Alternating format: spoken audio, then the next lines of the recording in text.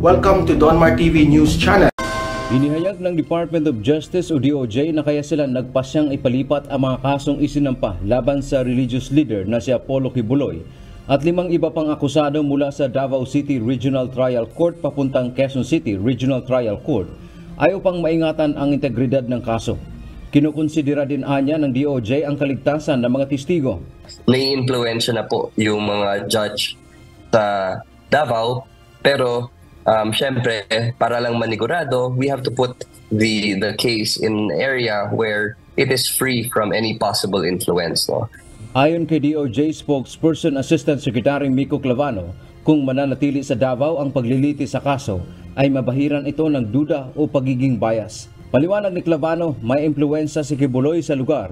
Alam naman po natin na influential masyado at napakaraming resources ang ating respondent sa kaso, no, si Pastor Kibuloy. Sa pahayag ng abogado ni Kibuloy, maghahain sila ng motion for reconsideration sa Supreme Court. Mabigat anya para sa mga akusado na dalhin pa sa Quezon City ang kanilang mga saksi. Samantala, sagot naman ng DOJ, karapatan ng mga akusado na umapila at gamitin ang mga prosesong legal na mayroon sila. They are free to do what they want. May mga remedies naman po ata sila. Pero ang sa atin, bakit hindi natin gusto na mailagay yung ating yung kaso sa isang lugar kung saan wala talagang impluwensya? So ang ating title, Attorney Vic Rodriguez, may gustong humarang sa New York. And Marcos Jr. nag-roar sa Singapore. Later on, pag-usapan natin kung paano siya nag-roar. Okay, hindi ko pa naririnig sa mainstream media yan, pero alam yan ng mainstream media. At doon sa mga mainstream media na nagbibigay sa atin ng information, hindi tayo magkaaway, magkakampi tayo. Alam ko kung ano yung pinagdadaanan nyo ngayon, but yes, magkakampi tayo and one day sana yung boses ninyo kasama na namin. Yung mga reporters, okay? Huwag yung mga boss-boss, yung mga julul. Okay. Mga palangga, I don't know, but I'm so happy right now kasi nakita ko si Opa, si Attorney Vic Rodriguez sa New York. So ngayon, actually pinagkaguluhan siya para siyang rock star. Hello, Attorney Vic Rodriguez. I know you're sleeping right now. It's 1:04 a.m. na in New York and mamaya rarampa ka pa ng bonggang-bongga. But andito lang ako sa malayo man ako sa'yo, but still, I'm here. So, ngayon mga kababayan, actually, naka-message ko si Attorney Valera kanina and napakainit nung pagtanggap talaga kay Attorney Vic Rodriguez ng ating mga kababayan sa New York. Thank you so much po. Alagaan niyo yung ating palanggang attorney, di ba? Alam mo na marami tayong palanggang attorney. Thank you so much sa organizer ng Hakbang ng Maisog and Sara Duterte supporters in New York. Lahat kayo dyan. At lahat ng mga nagsusupport kay Attorney Vic. Okay, mga kababayan. So, actually, itong balita na ito, dapat kahapon to, kaya na lola nyo nangarag nga. So, ito yung on the way si Attorney Vic pa lang sa aeroplano. I don't know kung narinig nyo na kasi nag-leak na rin tong information na to dito sa Amerika na nagpadala si Bangag at yung kanyang pinsan, di ba? Si Tambalosos pumunta pa dito sa Jamaica mula sa pag-food poison niya. Dito pala nagrampa sa Amerika at meron siyang, according to our source, na nagbit-bit sila, si Tambaloslos, si Martin Romualdez na kalaban ng bayan ng Jotang Genimas na penguin. Diba? Ganun eh. Penguin. Kikikikik. Daw gago ang liputan niya. Anyway, mami, tos loko niya boto kasing liit ng ng cocktail na hotdog. But anyway, sorry naman. Gusto ko namang asar ngayon. Ba't gano'n naman mga palangga? Ito ang Chika Boom Boom. So, ito, nagdala siya, ayon sa ating source, nagbit-bit ng mga hecklers. Okay? Mga panggulo. Okay? Mga panggulo sa mahakbang ng Maisog Rally. Ito si Asian Chinito na aliw na naman sa cocktail hotdog. Ay, nako. Si Jobert, The Good Book. Madam, as lang po, may gaganto pang Maisog Rally dito sa California. Kailan po para makasama? We're working it out. Yeah. So anyway, nagbitbit, ayon sa ating source, sa ating sa Juting Jahas, nagbitbit ng mga panggulo itong si Romualdez at si Bangag, dahil utos ni Bangag yan na bonggang-bongga, para guluhin mga kababayan yung Maisog Rally sa New York. Ito po ay binubuo ng mga iba't ibang grupo sa Jamaica. So ngayon, papaano? Tignan ninyo, hindi lang siya basta-basta nagbitbit. Okay? Kasi bayad yung pamasahe nila at yung bayad sa kanila. Okay? Ay pera ninyo. Pera ng bayan. Okay? Sabi na nag-comment ni Mario Meres, 90 billion sinako na naman ng mga Marcos, Romualdez, Arreta to na ginawa ni panahon ni Ontiveros. Yes, napanood ko ngayon kay Spokes Harry Roque. But we'll talk about that later. Let's focus muna dito sa topic na to para hindi tayo patalon-talon. So, nagbit-bit ng mga more or less 90 katao para, kunyari, magrally-rally doon, pero manggugulo. Ito mga kababayan, kailangan natin i-intercept. Kailangan natin ahead of time malaman ninyo ang plano ng bangag na gobyernong ito. So imagine ninyo ang bangag noon, bangag ngayon, nagbitbit ng mga yung mga ano na yon, yung mga binitbit ni Tambaluslos na makigulo doon o disrupt nila yung peaceful, not really protest, it's a celebration ng ating mga kababayan sa New York. At ito ay celebration ng Independence Day. So ngayon, yun yung nakarating sa ating information. Pero actually, kailangan makausap ko si Attorney Vic Rodriguez kung paano ba yung process ng pagpasok niya sa immigration, naging smooth sailing ba? Kasi nga, nung nasa airplane pa lang siya, may nakarating sa atin na information na nag-fabricate na naman ng istorya etong si Bangag at si Romualdez at si Lisa Tanas para hindi makapasok si Attorney Vic Rodriguez sa Amerika. Okay? Tulog pa kasi si Attorney Vic ngayon, but I hope kapag natapos na yung kanyang event dyan sa New York, makausap natin siya. Ito po yung nakarating sa atin na gumagawa ng paraan hanggang Amerika, itong mga bangag na ito, kung paano pigilin itong ating mga maiisog na mga leaders like Attorney Vic, Attorney Glenn Chong, but ito, pag pinag-uusapan natin, si Attorney Vic para hindi matuloy dito sa New York o sa Amerika.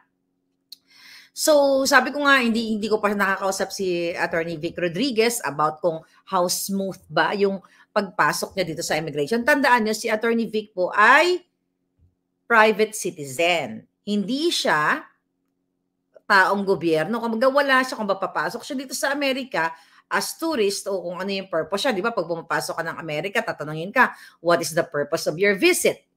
Ano gagawin mo? Ilang days ka? Di ba? So, yung mga ganong simpleng katanungan. So nakarating sa atin mga palaga, ahead of time pala, merong reporting na ginawa according to my source. Hindi kailangan natin kailangan natin ma-interview si Attorney Vic Rodriguez para malaman natin kung naging smooth ba yung pagpasok niya. Mukhang nakangiti naman siya doon sa airport, nakita ko yung video, but ganun pa man, may finabricate na istorya itong si Bangag, itong si Romualdez, itong si Lisa, para harangan si Attorney Vic Rodriguez para makapasok sa Maisog. Okay? So yung ginawa nila, number one, na ma-unsyame o ma-A to A o airport to airport si Attorney Vic pabalik ng Pilipinas. Ginawa nila ng chika boom boom o fabricated para harangin or something, ma-interrogate o yung mga ganong chika boom boom. So, kaya nung nakita ko kanina si Attorney Vic, I'm so happy. Sabi ko, oh my God, I'm glad. Nakapasok siya at may mga picture yung mga grupo, ganyan-ganyan. But we don't know kung ano yung anong kwento behind the scene. So dahil, again, ito po ay nakarating sa ating information, ginagawa lahat ng mga bangag na ito para harangan ang Maisog Rally. At ito nga, nagbitbit actually, si Romualdez, mga bayad pa ito ng pera ninyo, taxpayers' money, para manggulo sa June 2.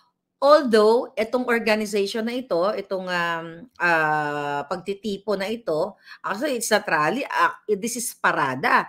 Guest speaker si Attorney Vic, dapat nga kasali ako doon. Just so happy na nagliliwaliw ako ngayon, so I cannot go. So ngayon, mga kababayan, so nagpadala nga ng 90 katao na bayad nila, bayad pamasahe, bayad paglamon. So tignan natin at kung ano yung gagawin ng mga hinayupak. Kasi mga manggugurgur to eh.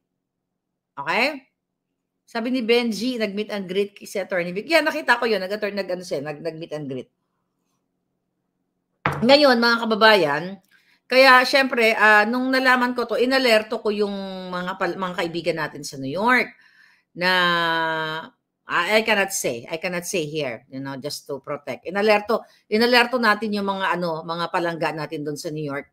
Kasi nga dahil sa itong kadesperaduhan ng mga jutang ginimes na mga bangag, lalo na si Lisa Tanas, kasi malapit na kitang kalawitin dyan. At ng taong bayan, kakalawitin ko yung kipay mo, yung kordoroy mong pagmumuka, Lisa, kakalawitin ng taong bayan, napaka-evil to the highest level ninyong mga ginayupa kayo. Imagine nyo, nasa Amerika na, di ba? Actually, mga kababayan, barya lang po ang pamasahe ng 90 katao, 100 tao. Kasi ang nagbabayad niyan, pera ninyo. Pera natin, pera ng OFW, pera ng mga nagpapadala ng remittance. By the way, June 15, no remittance day tayo. Okay? Yan yung protesta natin sa gobyernong ito para maramdaman nila. So, ganun pa man, mga palangga, so gusto nila itong harangan ng maisog rally. Kaya nga, dun po sa mga attend, let's protect Attorney Vic Rodriguez sa June 2. Tomorrow na yan kasi June 1 na kayo dyan ngayon. Ay well, June 1 na rin pala dito. So bukas na yan. Protektahan natin, although may mga NYPD, di ba? May mga organisado naman itong mga grupo nila, Attorney Valera. At syempre, again, we have to protect our guests. Kailangan natin protektahan si Attorney kasi ito, wawarningan ko kayo mga kababayan. Unang-una si Attorney Vic po ay hindi US citizen. Private citizen siya. Pwede siyang i-provoke ng mga jijimonyo na mga inutusan ng bangag noon, bangag ngayon na administrasyon na ito. Papaano? Let's say nagsasalta si Attorney Vic sa forum o sa podium, di ba? Nagsasalta siya ng gano'n. I don't know kung may podium, baka kasi parada ito. Itong mga judgimon na binitbit ni Tambaloslos, at syempre ibiblend nila yun sa mga makakaliwang grupo sa New York. Tandaan ninyo, ang makakaliwang grupo ay kakampi na nila. Wala na nga nagrarally ng mga dilawan, di ba? Kasi kakampi na nila. So, pwede mag-blend in yung binitbit nila at itong mga kaliwang grupo. Sigurado ako yan. May maghahalo yan.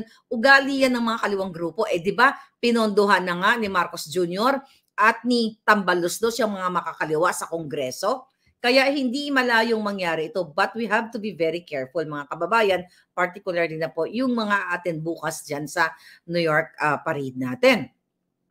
So ginawa nila to sa amin. Noong 2018, nag-party dito sa LA. Nakita nyo naman kung paano kami i-disrupt, paano kami magsigaw-sigaw yung mga jutang ginas na mga kaliwa para guluhin na yung party namin. Very organized po sila. Mga organisado silang makakaliwa or mga jejemonyong guguluhin ang isang tahimik at ang isang peaceful na parada. So at least ngayon alam nyo na kinabukasan, pag may mangyari sa New York, alam nyo na kung sino ang punot dulo nito. Si Lisa Tanas. Kasi hindi nila matanggap ng dating Executive Secretary Attorney Vic Rodriguez ay tinatangkilik o minamahal ng taong bayan na nagsasalita, humahakbang bilang maisog at nakita ng taong bayan na tayo ay nasa tamang direksyon. Kasi sabi ko nga sa inyo, noong August 2022, nung ako ay simulang nagngangak-ngak dito, iilan lang kami kasama si Pebbles Talakera, di ba? Iilan lang kami dyan. Tapos, ngayon, dakdak lang ba ito? Coincidence lang ba ito?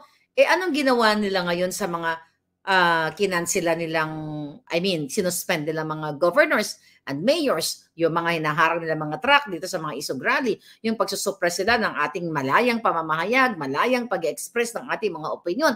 So nakikita nyo, so ito hindi lang dahil si Maharlika ay trip-trip lang niya. So nakita nyo na kung paano gipitin ang mga Duterte, ang SMNI, again, yung mga mayors, si Attorney Glenn Chong, si General Macanas.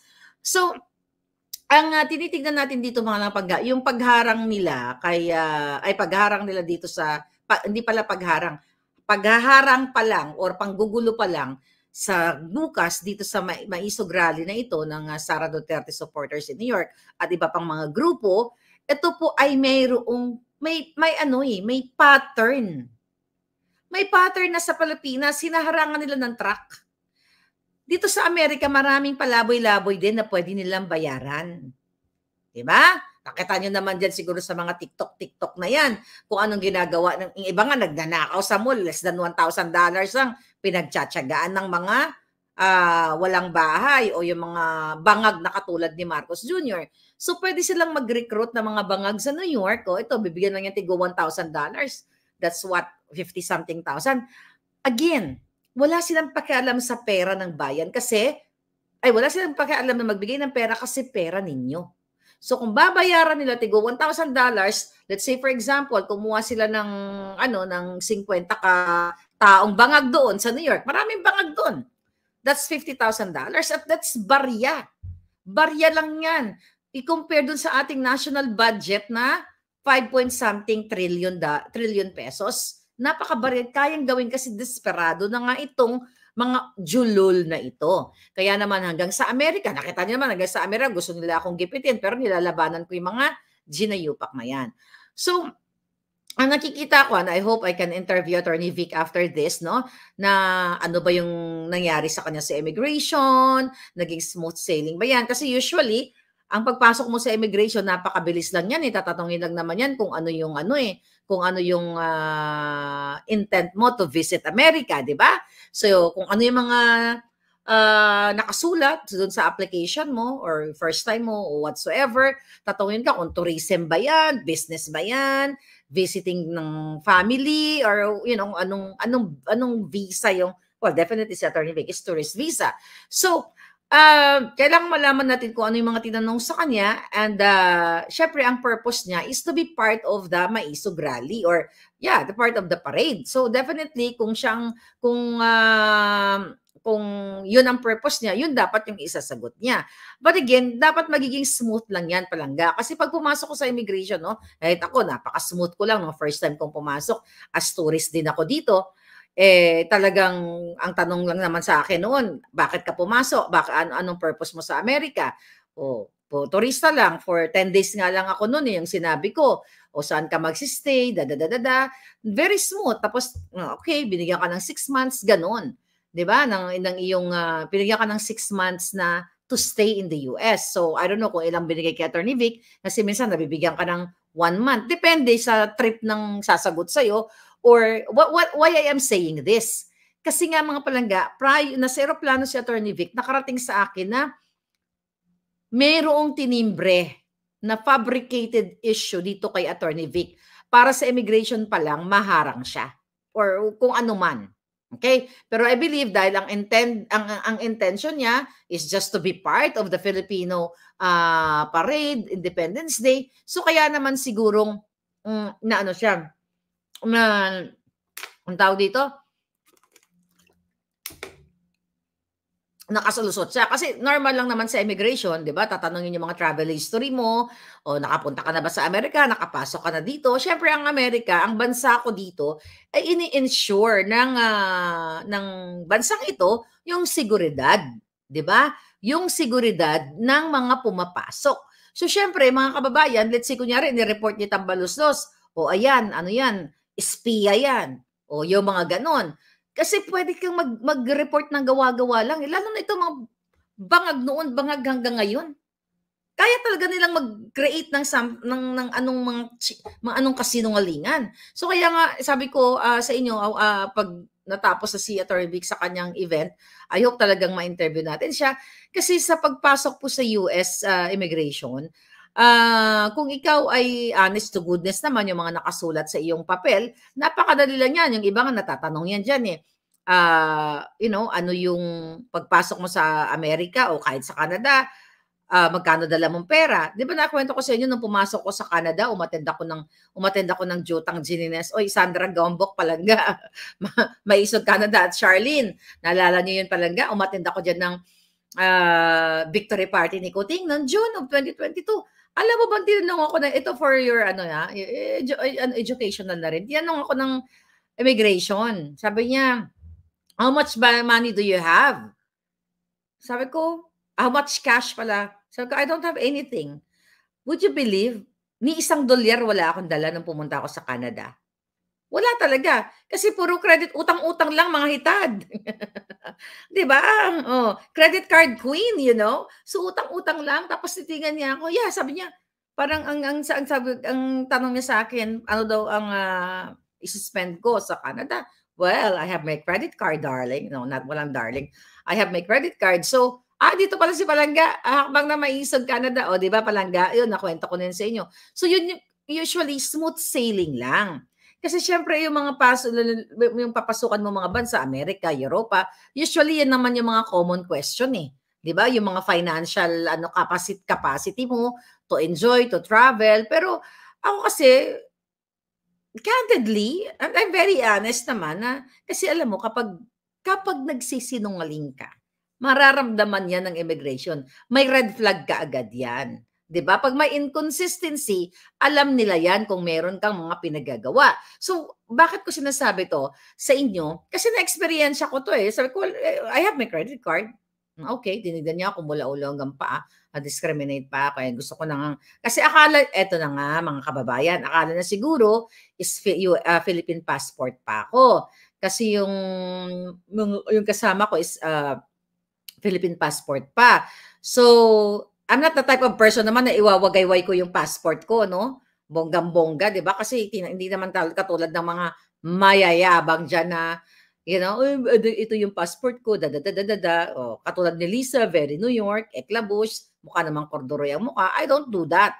Pag ganun pa man, pagpasok mo sa immigration, tinitignan lang naman niya yung consistency ng iyong mga sagot. Kung may red flag ba or kung mayroon kang dalang polvoron, di ba? O, mayroon kang dalang drogay. Si Marcos Jr., kahit magdala yan ng 1 toneladang drogay na konsumo niya, kahit saan siya pumunta, hindi siya machi-check ng immigration. Kasi mayroon siyang immunity. Kaya yung mga binabaon niya, na mga sinisingot niya, wala nang checking yan. 'Di ba? Singot-singot lang yan. 'Di ba? Nakita niyo naman ng isang event, 'di ba? Isang event ba yun? Yung mayroong mga puti-puti siya dito, hindi naman pwedeng kulangot yun. Hindi rin pwedeng sipon yun, di ba? Kasi ang sipon, tutulo yun. Tapos inabutan siya ng assistant niya, PSG niya, di ba, ng panyo. Naalala niyo yun? Sa event yun, i-comment nyo dyan, mga kababayan. Pinunasan niya, siguro bago siyang mag-speech, itumira siya ng pulburon. Hindi niya nakita, hindi siya nagsalamin dahil bangag siya. Nakita yung ebidensya ng pulburon. So again, I'm just saying this kasi pag si Marcos Jr. ang may bitbit na pulburon, hindi nga siya mati-check. Hindi siya dadaan sa immigration kasi nga merong immunity ang julul niya. So ngayon, balik tayo dito sa mga heckler na ito, 'di ba? Ito ginagawa talaga ng mga talunan o yung mga desperado katulad nila Marcos Bangag Jr. para guluhin yung mga peaceful gatherings, peaceful parade para nga masira yung momentum natin, 'di ba? Masira yung ating concentration na ito dapat happy-happy lang tayo. Pakikinggan natin si Attorney Vic para i-deliver niya yung mga yung mensahe niya para sa Filipino Americans. So, you know, ang ginagawa ng mga hecklers, bubwisitin ka or haharasin ka, ipoprovoke ka para nga naman, you know, humina yung Espiritu Santo mo, yung espiritu mo na panghihinaan ka. So kung panghihinaan ka ngayon, anong mangyayari? 'Di ba? Successful sila. But ako, I advise to those mga palangga ko po sa New York, let's protect Attorney Vic Rodriguez. Okay? Proteksyonan natin siya para kayong mga gwardiya sibil niya. Dahil ang mga bangag po, bangag noon, bangag ngayon, wala na po yan silang puso. Ang intensyon nila, manatili sa pwesto kasi ayaw nilang makulong sila kapag iba na ang pumalit sa kanila. Dahil alam nila ang pinagagawa nilang kababuyan dito sa mga overwork na PSG, okay, na nakikita ang lahat ng kanilang aktibidades, polboronic, tsuktsak-chenes, party here, party there, kawat here, kawat there. So kaya ganyan ka-desperado yang mga yan. Pinapatahimik tayo like ako kung ano-ano mga black propaganda sa akin. Hello. Bring it on. So ngayon, 'di ba ako dalawang kaso ang final sa akin ni Lisa Tanas dito, pero Lisa, sabi ko sa iyo, hindi ka magwawagi dahil ikaw ang star sa kasong, ikaw ang nag-fund, ikaw ang pumundong, jutang jenimis kang kordoro, yung pagmumukha mo, ha? Gagawin kong tirintasin ko yan. But anyway, mga palangga, we have to fight against this bangags. Ramdam na nila eh. 'Di ba?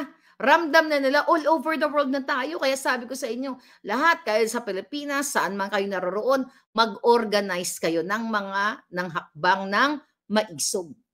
Okay? Para labanan natin to. Kasi itong mga ina-hire ni Tambaloslos ni Lisang mga bangag para manggulo, para sirain ang Duterte, sirain si Glenn Chong, sirain si Vic Rodriguez, sirain si Maharlika, lalo na. 'Di ba? Hindi lang actually hindi lang naman nila ako gustong sirain, gusto nga nila akong gurgurin. Dahil sa mga in-expose natin dito, alam mo, ikaw Lisa, pananagutin ka. Kita panagutin ka ng Pilipino sa pagiging kidnapper mo sa 2 minor de edad.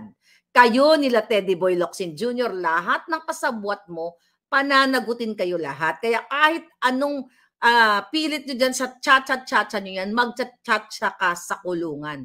Tandaan mo yung hinayupa ka. So, kahit ano pang harang nyo, mag-hire kayo ng mga walang bahay dito, ng mga palaboy, ng mga bangag katulad ninyo, hindi kayo magwawaging mga julul kayo. Alright? Sabi ni Julie, tama kayo Maharlika, takot na takot si Lisa Tanas. Yan. Oo, kaya gusto nila pag-chatsa yan para manatili ang mga yan sa pwesto. Nakita nyo naman ang martial law. Ang mga PSG mismo umaalma. Hindi ko nga alam kung ano ginagawa ng PSG pa, di ba? Bigyan nyo ng isang masigabong na palakpakan. You know what I mean? Sana may matapang dyan na PSG na magbigay ng isang masigabong na palakpakan para ma-japos na yung mga kadyotahan ng mga jutang yawa na yan. Alright? You like my outfit? O, di ba? Sabi ni Jessie. Oh yeah, thank you Palangga. Kailan naka-bucket tayo ngayon? Bucket and dramatization. So yun. Bago ko tapusin yung issue kaya Attorney Vic, again, kung may gising pa po sa mga New Yorker dyan, please protect Attorney Vic Rodriguez at mag-ingat kayong lahat. Not only Attorney Vic, Attorney Valera, lahat kayo kasi demonyo yung kalaban natin. Okay? May mga pulis naman dyan, but again, bantayan nyo si Attorney Vic Rodriguez kasi alam mo kung tutuusin, kung walang, alam mo ito lang yan mga mga palangga ko. Ano ba kinatatakot nitong bangag na ito? Akala ko ba 31 million ang bumoto sa yung julul ka? Akala ko ba mahal na mahal pa rin kayo ng tao? Which is hindi ka nga maka 10,000 sa live viewers mo Marcos Jr. Dahil lagi kang nakangiwi, nakaganyan ka, nakabangag-bangag ka, lagi kayong lutang pa kay Lenny. O pareho kayo. Bakit? Kasi lagi kang may pulboronic. Kung totoong namamayagpag ka pa. Okay? Yang mga trolls mo, dapat ang inuulat niyan tungkol sa iyong mga accomplishment. Anong accomplishment mo? Magdurog. Anong accomplishment mo? Kuting. Judictus Benedictus, mag-party, let it be, gagu-gagu ang hindi puta. Abi mo daw, laging bangag. Whisper words of wisdom, let it be, gaganong-ganong pang gago daw. Anyway, bangag. So ngayon, mga kababayan, Smart magic kasi palangga, sabi ni Alexis Ocampo. Yeah, we all know that na minaniobra talaga ni Lee Satanas at ni Kuting ang election na to. But ngayon, ang gagawin nyo dyan, mag-ingat kayo mga kababayan. Kasi itong bangag na ito, desperado na nga. So balikan ko yung tanong ko sa kanila. Kung minamahal sila ng taong bayan, eto lang yan eh. Itong mga bangag na to, bakit nila lagyan ng mga truck, itong mga venue, isususpend ang mga governor, mga mayors na sumusuporta kay Duterte, kay Sara, sa Maizog, at nagsasabi ng katotohanan? Ano yung reason na walang due process? Talo pa niya yung ginawa ng tatay niya in the past. Kaya sabi ko sa inyo, kailangan yung wakasan ito bago pa kayo malubog lahat sa kumunoy. But ako, I'm very positive, mga palangga, na mananalo tayo ng bonggang-bongga dito. Why? Nakikita nyo ng bangag eh. Nakita nyo, nagsalita na yung mga drivers, nagsalita na yung mga magsasaka, na ayaw nila ng ayuda-ayuda lang. Gusto nila is continuity ng kanilang kabuhayan. Yung sustainable na kabuhayan, hindi yung bibigyan lang sila ng 3,000, 5,000, tapos kakantahan ka lang ni Kuting, let it be, cocaine, cocaine, cane. Do gago ang iyo di ponggol. Nami pit ko ng iyang itlog kasi laki ng naphthalene balls o ipalunok sa iyang naphthalene gid siguro para matapos. Anyway, mga kababayan. Alright, so let's go to Singapore. Okay, ito ang information na nanggaling sa akin. Ano ba ang title natin? Kuting nag-roar sa Singapore. Okay, here's the thing, pating. Kaya itong mga mainstream, itong mga Malacanang press corps, okay, kayong mga hitad, minsan bubisit ako sa inyo, hindi naman lahat. Inis kayo, sarap kurti mga kepay nyo. But ganon pa man, I thank you kasi may nagtimbre sa atin na taga MPC, Malacanang Press Corps. Ano yung tinimbre? Ito daw si Kuting Jr., okay, ay what? Doon sa Singapore, actually, hindi siya nagpakita. Doon sa mga, nag-shopping pala daw siya, nag-shopping galore at nagpulburon daw siya doon. Ha? Ayon sa ating bubuwet, hindi siya nagpakita doon sa mga media na inaantay siya. Supposedly, meron sila yatang Q&A, chuchung, ganyan. Pero hindi siya nagpakita. Hindi daw man nakita ng mga taga-MPC kasi mukhang suminghot ang gago or nag-shopping. Sabi ko, I don't think na nag-shopping yan. Tumira yan, bakla. Sabi ko, tumira yan ng bonggang-bongga. So, nagtago-taguan na naman doon sila sa Singapore. Prior to that, ano yun yung event, pag-usapan natin mamaya yung event na yan. Pero, ano yung nag-roar sa Singapore? Tinanong siya, okay? Tinanong siya ng media. Alright? Tinanong siya ng media kung ano daw ba masasabi niya sa statement ni Baste doon sa pagtanggal ng mga police personnel sa Davao City. Diba? Alam niyo naman, sabi ni Baste, I condemn the recent decision to relieve 35 police personnel, including 6 station commanders and city director, Colonel Richard Badang, from their duties. This move, supposedly in connection with an investigation into a buy-bust operation, appears to be an abuse of power from higher authorities. The Davao City Police Office has consistently shown remarkable effectiveness in maintaining peace and order in our city. Our records indicate a significant 69% decrease in focused crimes comparing May, the year of 2023 to May 2024. This working hand in hand with my administration. It's disheartening to witness such disruptive actions which our law enforcement agencies, the officers implicated, including esteemed City Director Colonel Badang, and the station commanders have demonstrated an unwavering commitment to their responsibilities. Furthermore, there is substantial evidence supporting the assertion that the buy-bust operations were conducted within the bounds of the law. Any insinuation of misconduct of their parts is unfounded and unjust. No, nag-state na siya ng... But anyway, illegal or walang tamang proseso na pag-remove nga itong mga pulis na to. Tinanong daw siya ng mainstream, ng taga-MPC. Ang sagot daw ni Kuting, roar.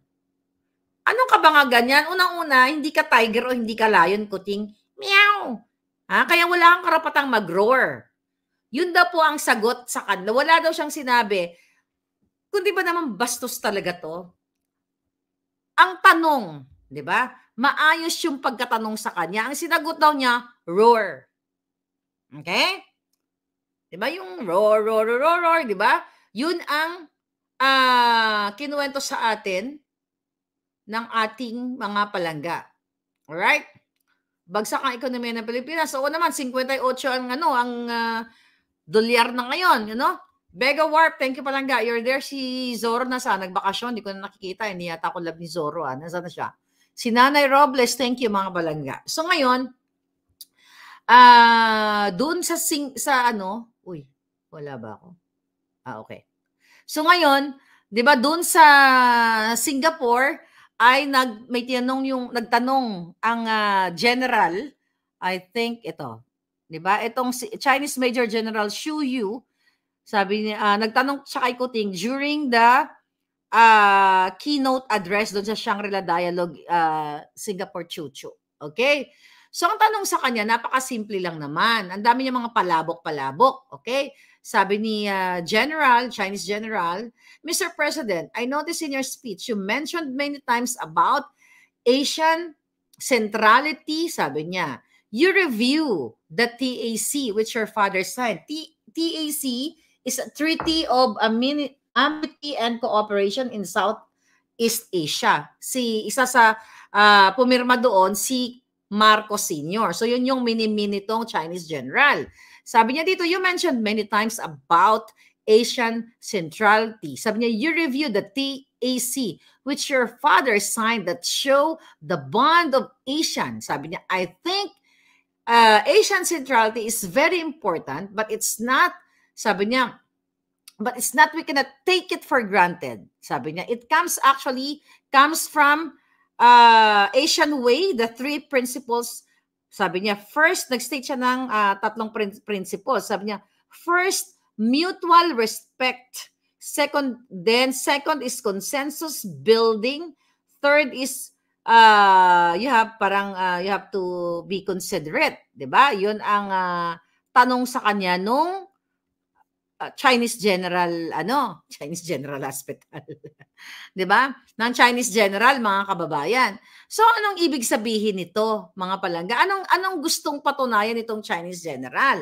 Na sinasabi niya consensus building, 'di ba? So yung mga karatig puok o karatig bansa, which is nga ang Southeast Asian, which is nakakapaloob, kasama tayo diyan, at based nga doon sa sa top na yon, Treaty of Amity and Cooperation in Southeast Asia. Ito'y layunin ng kanyang ama na magkakaroon ng mga pag-uusap, 'di ba? Mga pag-uusap ang mga bansang Asian kung saan sulbin ang mga problema. So yun ang ibig sabihin ng Chinese general na yon, mga palangga. So dapat nag-uusap-usap ang mga bansa katulad ng China at ang Pilipinas bago ito mag-deliver ng mga kaletsehang speech si Kuting na tayo ay ginigera na ng China o tayo ay sinasaktan o pinoprovoke tayo, di ba? Mga ano lang naman yun mga gawa-gawa ni Kuting yung kunyari, gusto tayong anuhin ng China, saktan tayo. So do you think yung Chinese general na yun, kung gusto tayong girahin, hindi na magtatanong yung mga yun? Di ba? Wala nang magtatanong na ganun-ganun. Dapat yan, umaano na yan sila, yung ang tawag dito, nagalipot, sa Tagalog. Kumbaga, pinaplanuhan na tayong babangbangin talaga. Dapat matagal na tayong binangbang ng mga yan. Diba? So, ang ibig niya sabihin ng general na yon, na dapat ang bawat bansa i-open sa communication. I-encourage ang bawat bansa, China, Pilipinas, both, diba? Both parties, na mag-usap tayo. We have to be transparent kung ano ba talagang ang layunin ninyo. Pag-usapan natin itong dispute natin. 'Di ba? Kaya nga ang sabi dun sa event na 'yon, 'di ba? Dialogue. Dapat magkaroon ng honest to goodness dialogue doon sa mga participants, which is China at Pilipinas. Diba? Dahil tayo lang naman yung may issue, dahil ang Pilipinas, ang sikuting na naman ang gustong-gustong mag-bang kasi nga vested interest. Diba? So ang ibig sabihin ng general na yon, mag-focus tayo dun sa common interest ng bawat bansa. Ano ba? Mag-focus tayo sa ekonomiya, mag-focus tayo sa yung bilateral agreement, hindi yung personal o vested interest nga ng Marcos o Romualdez. Diba? Magkakaroon dapat sila ng again, di ba? Dialogue, magko-collaborate yung dalawang bansang yon, hindi dapat papanig lang or makikinig lang sa bansa ko dito sa Amerika kasi nga nako-compromise not only, okay? Ang nako-compromise naman dito hindi si Marcos Jr. Sabi nga ni Attorney Valera at mga abogadong nakausap din natin, once na magkaroon ng bang sa Pilipinas, hindi naman makikipaglaban yung mga inayupak na yan yung mga anak ni Kuting, yung mga senador, mga kongresista. Hindi yan hindi yan magbabangbang, hindi yan lalaban doon. Lilipad na yan. Kaya nga may mga sarili silang eroplano, may sarili silang helicopter. So ang sinasabi ng Chinese general na babalik tayo sa dialogue. Di ba? Mag-usap tayo. Kaya nga ang sabi niya, tignan ni Kuting Jr. yung mutual respect. Ibig sabihin, i-recognize niya yung pinirmahan ng tatay niya noong 70s na to, during 70s, itong TAC na sinasabi doon, di ba, irespeto niya yung tatay niya dahil isa sa pumirma doon sa agreemento na yun, di ba, sa treaty na yun, na i-value yung dignity ng bawat bansa. Okay? At ipapahalagahan ang mga mamamayang Pilipino at mamamayang Chinese kasi nga again sa giyera, sa bang, wala po tayong patutunguhan. Pero ang direksyon ni Marcos Jr. ay patungo sa bang. Kasi nga bigla siya nag-shift ng kanyang mga sagot. Dati sabi niya bumahing lang ang China at ng Amerika, mawawala na tayo sa mapa. Diba? Ang sabi niya doon, during the campaign, dapat dialogue, ganon. Kasi nga bangag. Wala nga siyang respeto sa sarili niya. Paano siya magkakaroon ng respeto? Nahuhulihan nga siya ng white powdery substance. Diba? Paano sila magkakaroon ng respeto kung lutong-luto na yung kanyang jutak, nakakapiranggot na lang ang natitira sa kakabangag, kakasinghot. So wala na yung mutual respect na yan. Kasi kung matino si Marcos Jr., irerespeto niya, i-honor niya yung mutual respect at yung tatay niya, yung legacy ng tatay niya in terms of this treaty, itong TAC na sinasabi na ito. 'Di ba? I-consider niya yung mga palangga, you know that already. Yung ugnayan ng dalawang bansa, ang ganda nga ng trato sa kanya nung first time na bumisit sila ni Lisa Tanas doon sa China, 'di ba? Na mukhang suman yung suot ni Lisa, 'di ba? Ito sa Brunei mukhang Shanghai naman. Yung kanyang outfit. But anyway, yung mga mutual understanding o mutual respect na sinasabi nitong Chinese general na nagtanong doon sa Singapore, i-consider dapat ng isang leader yan na matino, na hindi bangag, na hindi kayo isasalang sa bang. So dapat nakikinig si Kuting Jr. Kasi ang China, they're open for dialogue. Hindi naman sila nagsasabi na makikipagbang kami. Di ba? So again, yung dispute na yan, na ipaliwanag na yan ng magagaling na lawyers, ay hindi lang naman China ang claimants yan. Di ba? So hindi lang China at Pilipinas. Pero bakit nagtututok itong si Kuting sa China lang? Bakit ang, what do you call it? Yung ating, yung inagaw sa atin, Sabah, sa Malaysia, bakit hindi natin bangbangin ang Malaysia at bawiin na natin yung Sabah? Na ipinaglaban ng tatay niya, bakit sa China lang siya nagpo-focus?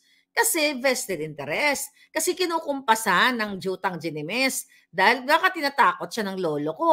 Yan, tanga na, ilalabas ko tong pulburon video mo. Sige, kailangan umamo ka ng bonggang-bongga. Possible lang. I'm just saying. Baka pwedeng ganon. Kaya si Kuting, walang pagpahalaga sa buhay ng Pilipino. Kasi hindi niya to tinitignan itong itong tatlong ni-raise ng Chinese general na nag-question. Hindi siya nakikinig. Di ba yung mga advisor niya, mga bangag din. Unang-una si Marcos Jr., walang empathy yan. Walang pagmamahal sa Pilipino. Tingnan mo nga yung mga OFW sa Hong Kong. Kanina may nakausap ako na isa sa mga leaders sa Hong Kong na nagpaplano sila na magkakaroon na siya ng makbang na maisog doon. Anong ginawa ni Marcos Jr. doon? Ang daming Pilipinong na ipanalo siya doon. Dinalaw ba ni Marcos Jr. ang mga OFW sa Hong Kong? Wala. Last year pumunta ka doon, Marcos Jr. Nagtago ka, suminghot ka lang yata ng pulburon. Ayon sa aking source, pumunta ka. Last year, actually, nabanggit ko na yan, pero hindi ka nagpakita sa mga OFW. Kasi ang tingin mo ba sa mga OFW sa Hong Kong, mababa dahil sila ay mga domestic helpers. Pero pagdating sa Amerika, dito yung mga patay gutom din, na nakakalamon naman dito sa Amerika, di ba? Pinalamon mo gamit ang pera ng bayan. May mga pa-hotel pa sila. Pero yung mga kawawang mga palangga ako sa Hong Kong, okay, na talaga namang ang hirap ng buhay nila, dyan sa Hong Kong, pag during Sunday night, nasa gitna lang dyan, nasa labas sila, doon sila nagre-rest kasi wala naman silang marerest, mapapahingaan doon, hindi mo dinalaw. At I think may nagsabi sa akin na nag-comment, itong binlag yata ni Jojo Connect TV, Connect, right? Sabi ng Jojo Connect na nire-recruit yung mga OFW doon ni Isabel Daza para magsumba-sumba, tapos pinapakain daw ni Lisa Marcos ng mga pa-Jollibee, kung ano ng mga pagkain, binabayaran daw yung mga yung event. Maganda yon, okay? But the intention, mga kapalangga dyan sa Hong Kong, gagamitin kayo, pinapasot daw kayo ng di ba? Bagong mukha, bagong Pilipinas na t-shirt. Ang intention is gagamitin kayo, itatapat kayo sa maisog. Kaya kayo pinapakain ng Jollibee o kung ano man, kaya kayo binibigyan ng place na magsumba-sumba. Ginagamit lang yung sumba-sumba.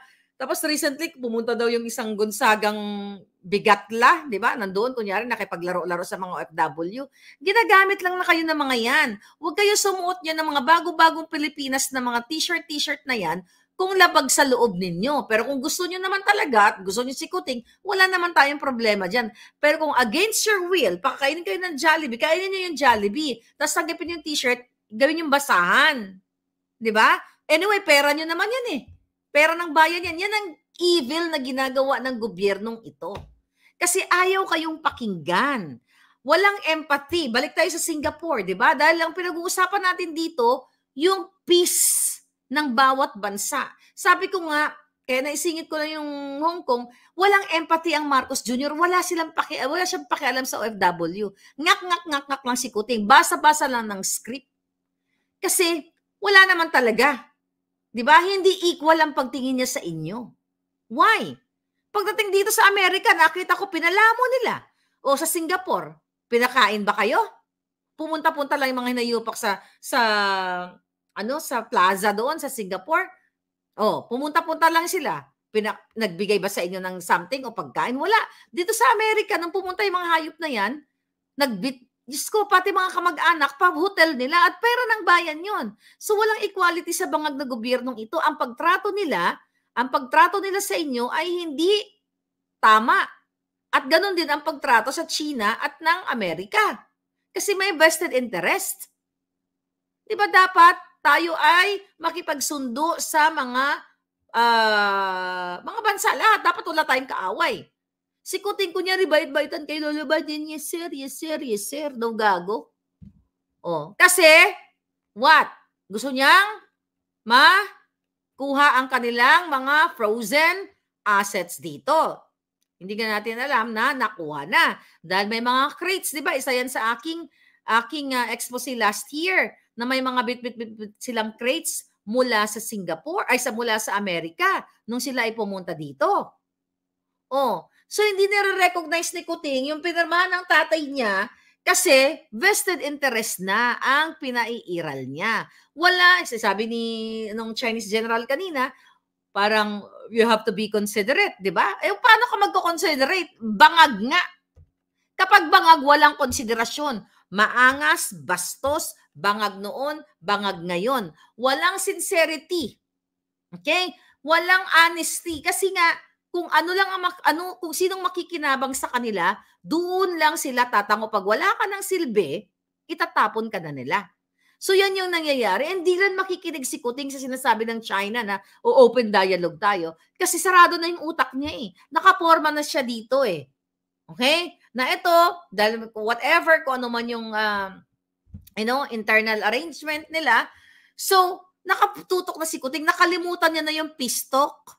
Nakalimutan niya na yung peace process between not only sa China, kundi sa iba't ibang mga bansa. Nagtatapang-tapangan siya. Eh alam naman niya hindi natin kaya makipagbangbang. Ang gusto lang niya, kayo ang bangbangin. Again, tatakbo na yan sila kapag what? Kapag nagsimula na ang kaguluhan, mga kababayan. So yan ang ginagawa ng Nayupak na to. So wala, ano ba bang sabi niya dito? Ang sagot niya actually, ito, tingnan natin. Sabi ng Chinese general, 3 principles. First, mutual respect. Na-discuss na natin yan. Second, consensus building. Third, considerate. Other parties, sabi niya, comfort level. In my words, to put it simply, we can summarize it as 3 notes, not intervention and non-use of force. Okay? Yun ang sinabi ng hindi dapat gumamit ng force. Nakikita natin. Di ba? Kung ano-ano mga binibit-bit yan ng bansa ako. Ano yun? Akala ko ba, nung nagtayo ng EDCA, ang sabi dyan, to rescue pag may mga disaster. Eh bakit may rami mga bang-bang-bang? Di ba yan yung unang press release nila? Kaya may mga EDCA sites tayo in case of calamities, kung ano mga delubyo, mukhang lalaban sila sa bang-bang-bang eh.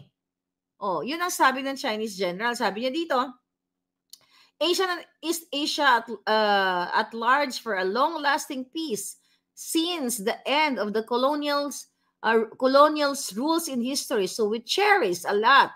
Sabi niya, I fully agree with you. I support the centrality. Sino to? Si Kuting na to. Hindi. Ito, pa rin. Si General pa rin nagsasalta. We cherish a lot. Sabi niya, I fully agree with you. I support the centrality. And even some professor like, Maroney, he suggests, mali lang siguro itong transcription dito.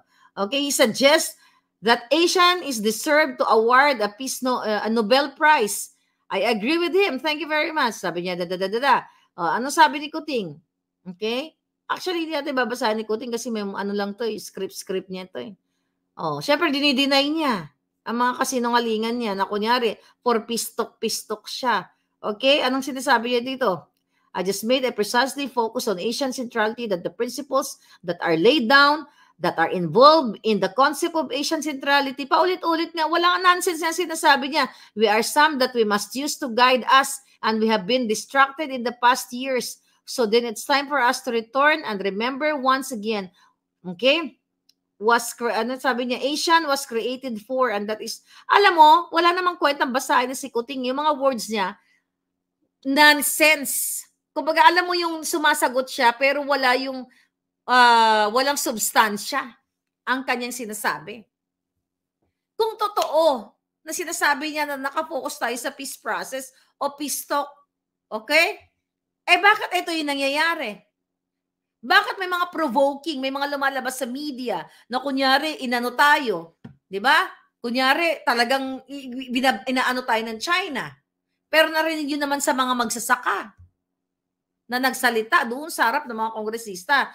Nung panahon ni Duterte, malaya silang nakapangingisda. Even nandyan ang dispute, di ba? Kasi nga, during Duterte's time, iset aside muna natin yung away natin o yung dispute natin. Di ba? Kaya nga yung itong julul na gobyerno ni Bangag Jr., ini-insist yung mga gentleman's agreement kasi binibilog lang kayo yung inyong mga jutak. Pero syempre, dahil matatalino kayo, hindi kayo naniniwala. Kaya nga wala nanonood kay Kuting. Narinig niyo mismo sa mga farmers during Duterte's time na nakapangisda sila ng maayos. Pero ngayon kay Bangag, kung totoong ito ay bumangon tayo, hindi sila makapangingisda kasi nga, dahil sa ginagawa ni Bangag na ang nakikita natin dito, hindi China ang gustong makipag-away sa atin. Si Bangag ang gustong mag-retar. You know ang retar na sa Ilonggo? Alam mo, balaan mo ang retar sa Ilonggo Palangga. Nung bata kayo, yung gaganito ka. O sige nga, hawakan mo yung dalunggan. Hawakan mo yung tenga, kabila, kanan. So ngayon, ikaw naman, hawakan mo yung tenga, di ba? Gaganon-ganon. Para mag-create ka ng away. Yan yung ginagawa ni Marcos Jr. at ng kanya mga advisor, di ba? To provoke China. Kasi nakita nyo naman ang Chinese government. They said they are open for negotiation. O, mismo sinabi ng general. Di ba? Yung 3 principles na sinasabi niya. O, maging considerate. O, consensus building. Di ba? Mutual respect. Hindi naman magsasalta yung mga yan kung magro-roar sila. Katulad ng sinagot ni Kuting na tinanong siya ano masasabi niya kay ba si roar. Pangbangag ka talaga imbis na sagutin mo ng tama. Ganun pa man, mga kababayan, ibabala kayo sa bang-bang-bang. Wala pong matatalo, walang mananalo sa bang-bang-bang. Lahat talo. Pero sino ang talo? Kayo. Kasi si Marcos Bangag at itong mga kasabwat niya, mga palangga, rarampa na lang yan ng bonggang-bongga. Alright? But we are powerful now kasi nakita nyo. Sabi ni Yaya, troublemaker daw si Bangag. Nakita nyo naman. Hinaharangan nyo maisog. Hinaharangan si Attorney Vic. Okay? Hinaharangan tayo lahat. Ako kinakasuhan yung alindog ko. Lahat kinakasuhan. Pero kakalawitin natin sila. Diba? Ikaw, Lisa, lahat yung mga yan. Ba't ganun pa man mga palangga? Kailangan natin magtuloy-tuloy. Kasi nakikita na nila yung impact natin. Sa tingin nyo, gagastos sila ng pera ng bayan para mag-hire ng mga hecklers? Mag-hire ng mga walang bahay dito o mga bangag dito para harangin ito mga rally namin dito sa Amerika? Nakita nyo, 'di ba? Diyan sa Pilipinas, sa Japan sa June 8. By the way, isa po ako sa speaker, okay?